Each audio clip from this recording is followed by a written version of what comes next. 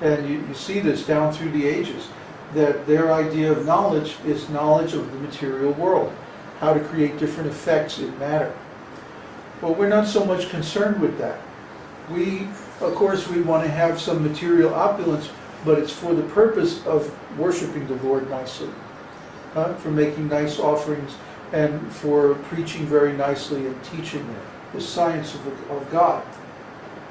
So what we want to do with the material energy is to put it back in relationship with its source. See, we don't want to enjoy the material energy independently. We want to enjoy the material energy in relationship with Krishna. Yeah. And that makes our, because some people criticize, well, you're still just using your material body and mind and all this material stuff like computers and so on in your devotional service. So how is that spiritual? Well, the answer is it's spiritual because it's being used in relationship with Krishna for Krishna's purposes. And it's the only use we use it for. Yes, it's not like we would have this stuff and would do our devotional service for the Lord and then watch some porn on the computer or whatever. Yeah, right. Actually, we use these computers for data processing business during the week, and then on Sunday morning we just use them for our Sunday satsang. No. All day, every day, day and night, we're using these computers for sacred purposes.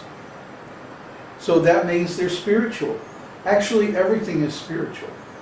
And the conclusion of Srimad Bhagavatam is that actually, in the objective sense, everything is spiritual because it's all the energy of the Lord. And it's all just Brahman.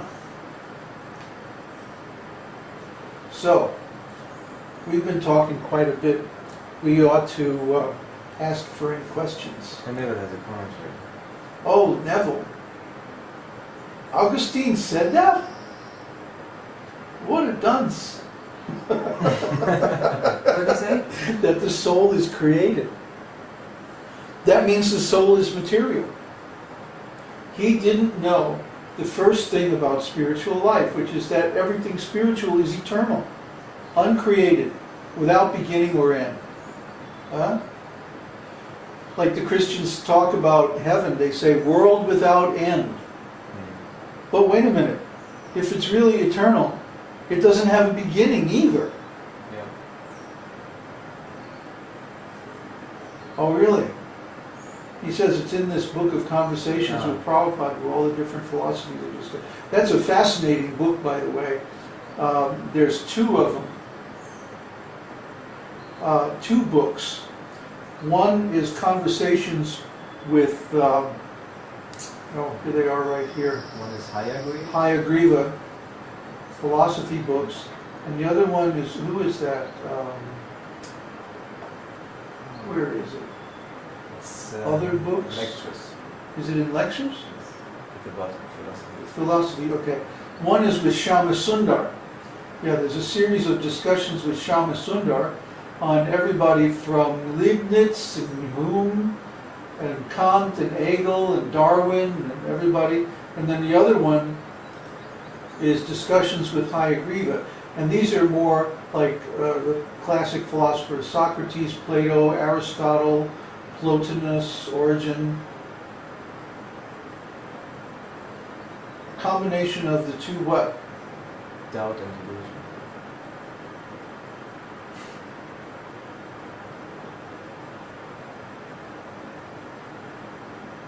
Oh, the two different books.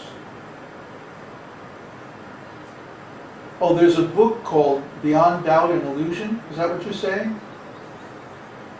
Ah, No. okay. Socrates to Hume. That's with Hayagriva. And the Hayagriva ones are more quality.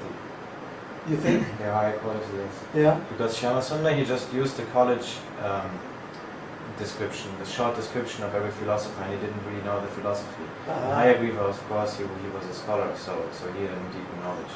I see. So his understanding was actually his own personal. Yes, I saw that. I read a few of these discussions with Shyama Sundar, and he wasn't representing the theories very accurately. So, but it's good to read it anyway, because Prabhupada, of course, responds and refutes whatever theory is given. But the theories, the discussions with Hayagriva are much higher quality. Ah, good. So you can read those in the Veda base. They're under lectures, philosophy discussions in the Veda base.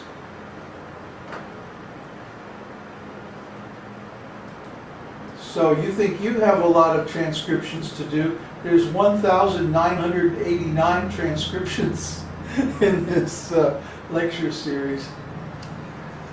So does anybody have a question?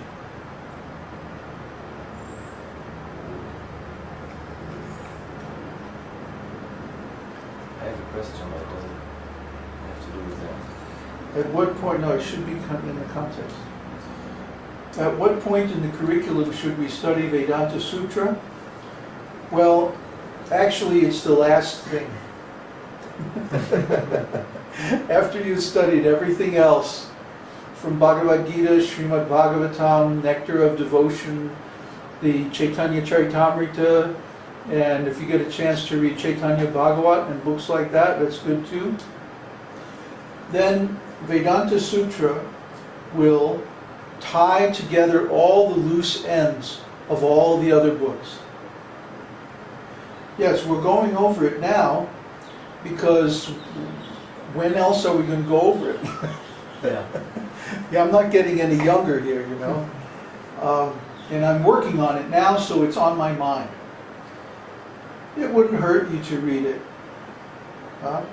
But if you read it after reading all of other Prabhupada's books, then you'll get much more out of it. Because you'll see, oh, this references something in this scripture, and this other sutra references something in this other scripture. And it puts the whole thing together. The Vedas, the Upanishads, the Tantras, the Agamanas, the Brahmanas, the Puranas, Mahabharata, the law books like Manusmriti and so on, they're all referenced in Vedānta-sūtra. It really is the ultimate conclusion of the Vedas, all the Vedas. So it's like tying together all these streams of thought in all the other Vedic literatures. And it's a little bit confusing at first because it references so many books that we don't have in English. I've had to do a lot of research to get contextual quotes, for example, from the Upanishads, just so you can understand the arguments in Govinda Bhasya, Baladev's commentary. Because he'll often refer to something that's in the context of the passage that's being referenced by the Vedanta that we don't have in English. So I've had to go and dig up all these references and try to get decent translations and like that, just to understand the arguments in Baladev's commentary.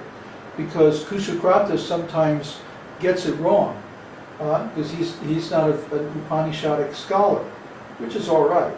I mean, he's not expected to be. But in other words, the source material that I have is sometimes limited because we don't have good translations of the Upanishads in English. Anyway, yeah, you can read it now. It's not going to hurt you.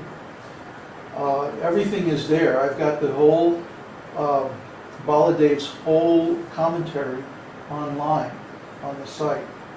And you should at least go over the table of contents in esotericteaching.org/Vedanta. That'll take you to the Vedānta-sūtra table of contents. And look over the subjects. And if there's anything there that interests you, well, click on it and go read it. And you'll get a sense of how high Vedānta-sūtra is. because we're talking, in a group situation on the satsang, I'm tying it in much more completely to the things we know, like Bhagavad Gita philosophy, which are really hard to do in print because of the lack of space. If I were to reference all of the ideas that come up in the course of the discussion of these different points, then my book would wind up being 4 times the size that it is now, and it would be very hard to read because I would always be interrupting the flow of the discussion to insert a scriptural reference to prove the point. So I only insert references for the really important points, the conclusive points. Yet, actually, everything in the discussion of Baladev references something in the scriptures. It's really amazing to read it. It's proof that actually the Govinda Bhashya comes from the Lord. Even though Baladev was a great scholar and he was brilliant and all that, I don't think any human intelligence could have come up with this commentary